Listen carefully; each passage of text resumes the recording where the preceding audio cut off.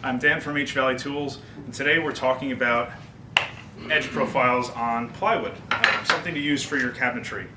And at HValley Tools we have two bit sets, or two options for this, which are really great. It's for your 3/4 inch plywood, so if you're doing any kind of casework that needs something more substantial for its edge banding. So for something like this, you know, you're typically going to be using plywood. You can make your own, you can buy some, most people are buying it. And honestly, you don't want to see the edge, you want to see something finished. And that could be, you know, for walnut, for any kind of hardwood edge banding that you want to put a profile on, or even if you're going to be painting it, and you want something that's going to paint well. You don't want to, if you've ever painted the edge of plywood, you know it doesn't look good. It doesn't soak in well. Even if you seal it, it doesn't look good. It doesn't look like a solid surface. It always soaks in differently, and it just, you know, it doesn't look good. You want something solid. If you've ever done edge banding with just, you know, the thin veneered banding, or the self-adhesive banding that you use with an iron, that's okay too. That works. You still can't put any kind of profile on that type of edge banding. If you try to do a round over, it's going to go right through that little veneer and you're going to see the plies again. The other thing is that tool that has the two blades on it that you kind of squeeze and self-center and cut. That works, I'd say, half the time. You get a good edge on that.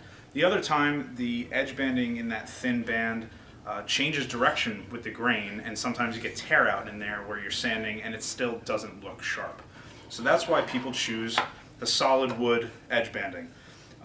So typically you can just, you know, get something close to the thickness of that 3/4 inch, glue it on, and you're done. And again, that's okay, and that works. This is something that gives you an option that is a little bit more exact. It gives you a nicer glue surface, and especially when you're clamping it, it's going to clamp it square because it's going to sit in.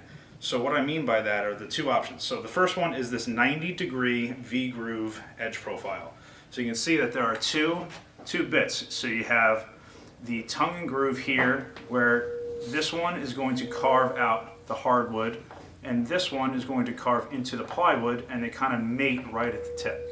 And for this, it's really nice because you get kind of this full coverage of the hardwood. This one is more of a 60-degree tongue and groove here. So this one, you get a little bit more of a glue surface with this flat bit here. It kind of locks in real tight. And honestly, either one is fine. And we're going to demonstrate how to do that. So I'm going to show you here a little bit of what that looks like. Okay, so we have two samples here, one of each of these bit sets. So the first one here, and these are just taped on for now. The first one here, you can see that 90-degree V-groove. So what that looks like is the first thing we're cutting is the hardwood. So you're cutting the edge banding first. And we'll show you in a second how to set that up, where that tip of the V there ends up being right in the dead center.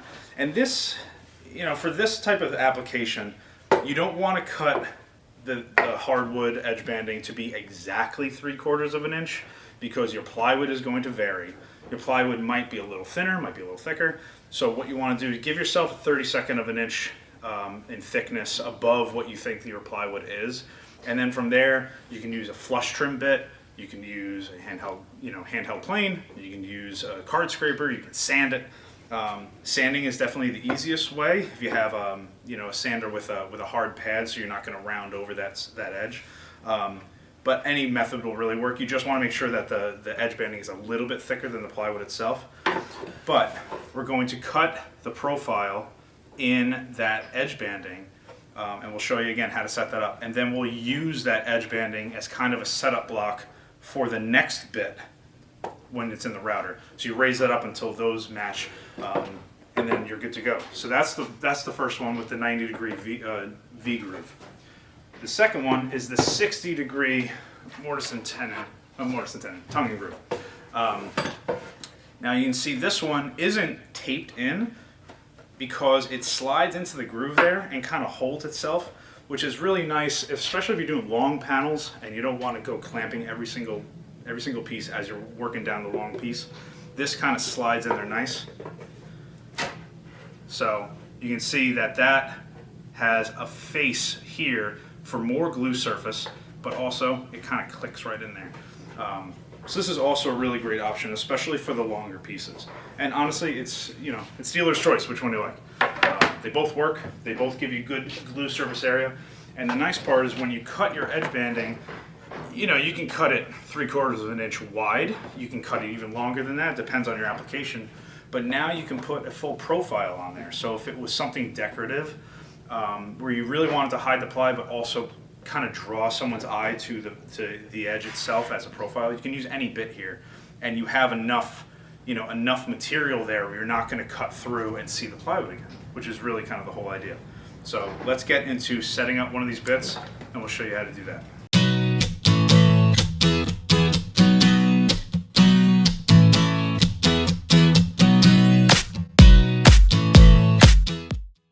Okay, so now we're setting up the bit.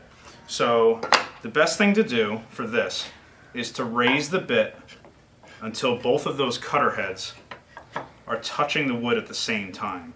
So it's a little bit of a fine adjustment, but once you get it, you know by that hitting the top and the bottom at the same time that it's going to be cutting in the middle. And that's kind of where we want those things to lock in. Easier for clamping, it looks aesthetically better and all that kind of stuff.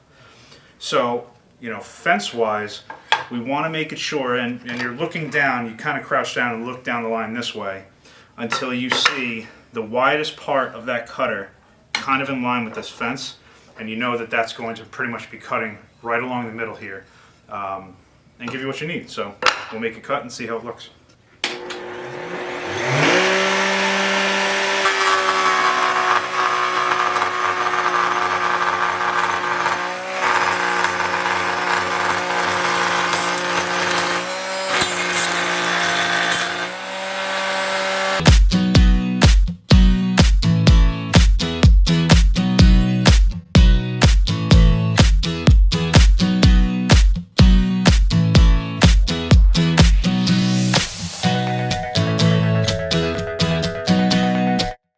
So we're setting up the second bit. Setting the height is simple. You pretty much just take that bit and you bring the piece that you just cut in the first part, and you just make sure that the cutter head is flush right here. So you know that, when you cut that, those are going to mate nicely because these are roughly the same thickness. So for the fence part, something to pay attention to is this angle of this cutter right here. So as you bring your material up here to the bit, you want to make sure that the top of this plywood kind of kisses the angle of this 60-degree cut right here, this cutter.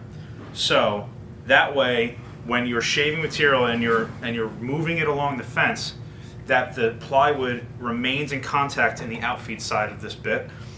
So that you're not removing material from here. So you don't want it to be jointing the wood. You really want it to stay this full width.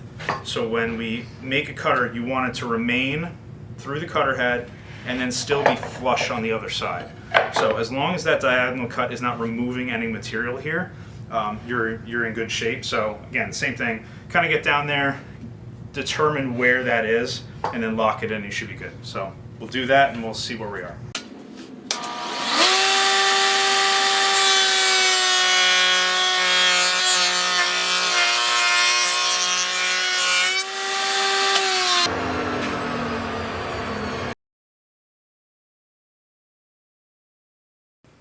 So there it is, we made our second cut.